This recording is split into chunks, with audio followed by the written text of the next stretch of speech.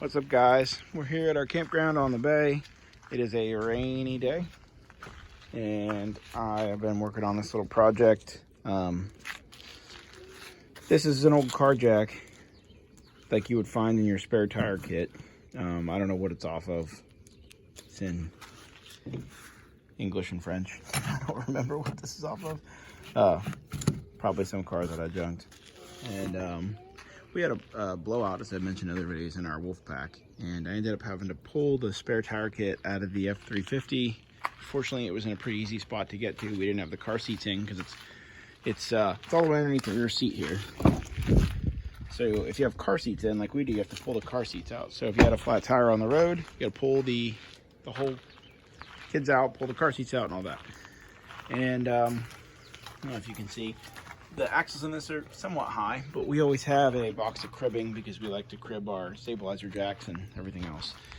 So there's always lots of cribbing. You don't need a ton of jack, just enough to get a tire off the ground. I've seen people use those ones that have a ramp and you pull one tire over and it lifts the other one. This is because I guess it's because the toy hauler, it sits up so high. It has really long shackles and those don't lift the other tire up enough to actually change a tire.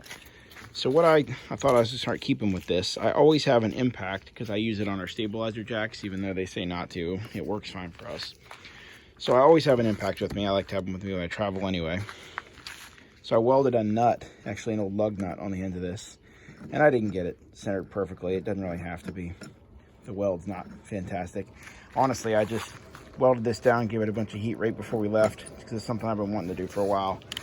So because it's the same size as the lug nut, if you got your 13/16 out to change the tire, you slide it on there, and boom, goes the dynamite. She's up. So that sure beats hand cranking it. If you ever had to use a spare tire kit, they have like a loop here that I had to grind off to weld this on. So you sit there cranking it forever, and it gets heavier and heavier. It's a big pain in the butt. This, stick that right on there, and if you can't reach it, you just shove a half-inch extension on it. And it's ghetto and it's ugly, but you when you're done with it, you slip your impact back over it. Oops, a little too much. Too many ooga doogas there. It folds up this big, not too much bigger than my hand. Throw it in the front compartment of the trailer, and then we always have it with us. So just an idea for those of you that are camping and hate changing tires. And you can also use this for anything else. If you break a stabilizer jack, which we broke one in the back on a trip a couple years ago because they hang down kind of low, made contact. You could crib it up and use one of these. It's pretty much anything. So anyway, just passing on something that I did